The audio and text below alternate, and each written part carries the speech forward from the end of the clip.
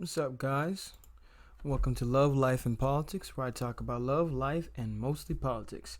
So today, the topic of discussion is going to be the song by Tom MacDonald, who, by the way, I'm just going to be real honest with you. Most of his music I typically tend to like. I mean, he's really trendy, kind of on the edge, tries to be real, tries to be serious, and you know what? I kind of like that. It's refreshing in the rap world nowadays.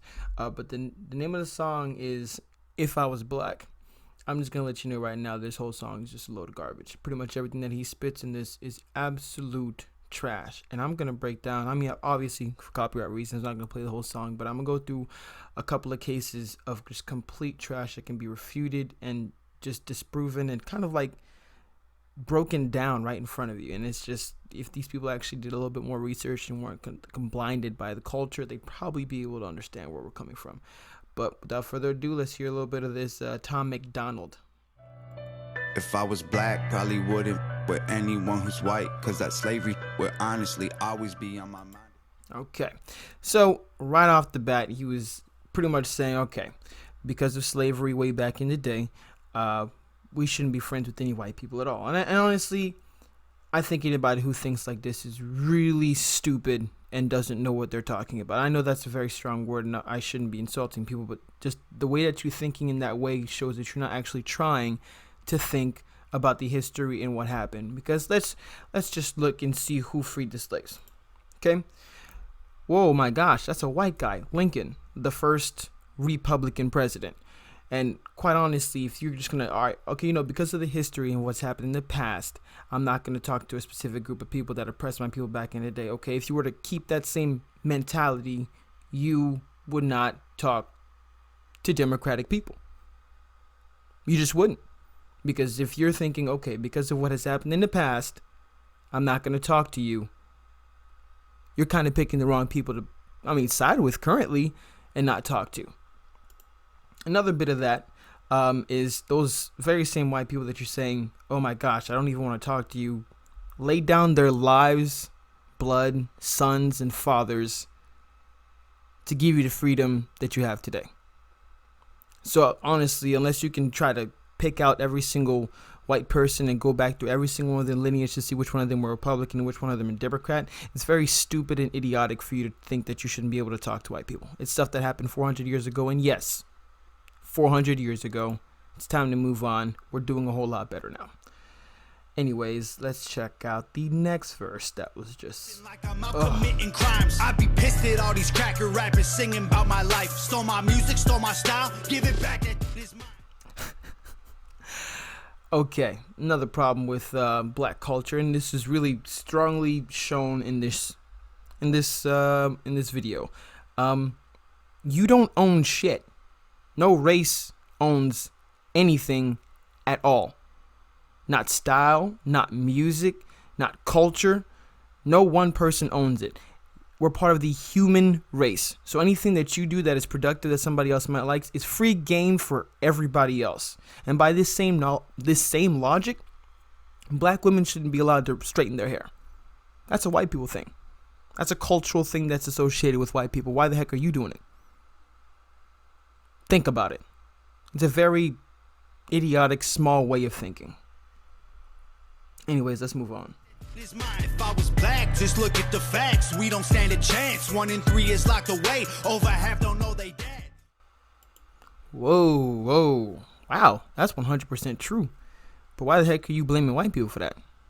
And if you are blaming white people, you're probably blaming the wrong type of white people.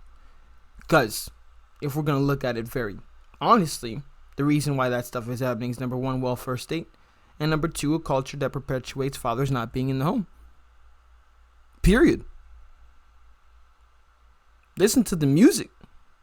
Always talking about effing this and effing this chick and effing this chick and effing this chick, hood stuff, doing crimes and all this and whatnot that will end up putting you in jail, number 1, and number 2, having you be freaking parents of a bunch of kids that you cannot support because you did not think about your actions before you committed them. And you have the audacity to think that's a white people thing?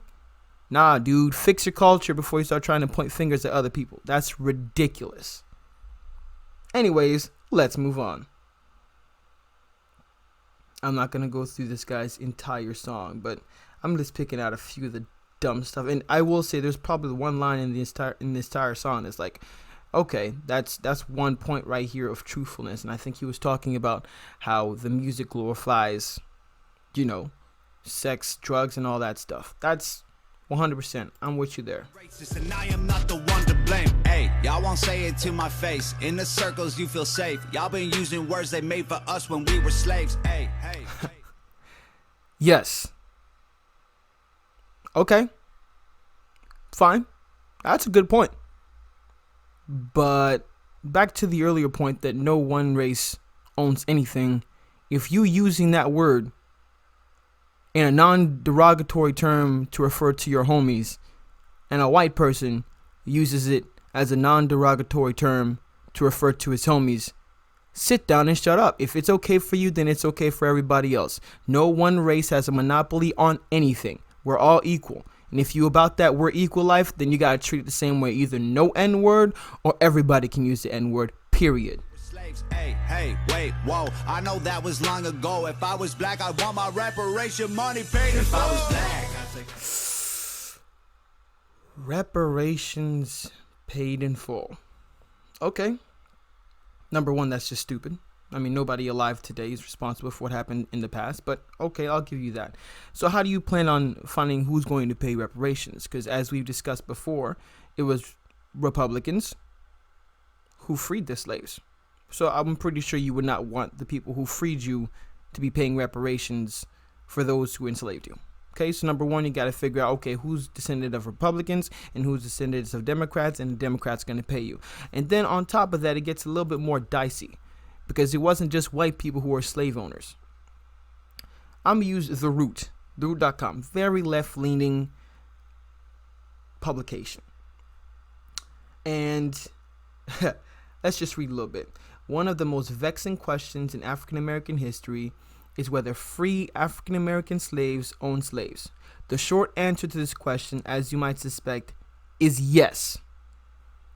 So, with that being said, are you, my friend, going to go out and find the black descendants of black slave owners and demand for them to have reparations too? Because you, out of your tongue, might be one of the people to pay reparations. Either we all gonna do it, as in all the people that did the wrong things back in the day, all their descendants are gonna do it, or nobody's gonna do it. Period. It's ridiculous stuff. Absolute ridiculous stuff. Probably wouldn't ever do my taxes. Why support a government that persecute my blackness or pay the wage of Sorry, bud. Statistically speaking, cops are less likely to shoot black people than they are to shoot white people. I wouldn't blame them too, because shoot a white person and you're a white cop, there's not that much of an issue. You know what I'm saying? I mean, the family's gonna care. They're gonna do an investigation, figure out what's going on. If you're a white cop that shoots a black person, your entire life is over before anything is even proven or unproven. Your life is over. What? And on top of that, please tell me about all these programs that we have to help black people. You guys get to go to school with lower grades than white people. Lower grades than Asian people. So because you're black, you're given an advantage for something that happened 400 years ago. So you can miss me with that bullcrap, for sure. For sure. Last one. Our lives matter, so stupid. Y'all hijacking our movement. Black lives matter because we losing. Innocent youth, the police shootings. And then here we go with the Black Lives Matter BS. Yes, all lives matter. Black Lives Matter has been classified as pretty much a terrorist organization. When you go out and shoot 5 cops, buddy, you're pretty much a terrorist organization, bud. I'm sorry. And it was all founded on some BS, hands up, don't shoot. You might want to check that case again, bud. The whole thing was founded on lies. But of course, there ain't gonna be no retractions. Because, I mean, this feeds their narrative. America is racist. White people are bad. Trump is horrible. Shit like that. I'm sorry. You all got it effed up. And this song right here, honestly, Tom MacDonald, I respect him as a person. I respect him as an artist. But this song right here made me lose a lot of respect for you, because you clearly don't know what the heck you're talking about. And you're stuck so deep in this black culture BS. And I honestly hope that people out there don't believe in this stuff and don't take this to heart, because this is not the way that America really is nowadays. Anyways, that's kind of my review on What If I Was Black by Tom MacDonald. If you like these types of reviews, please let me know in the comments below. Please give it a like, share, and subscribe. And hopefully I'll be able to give you another one by next week. You have a good one. Peace.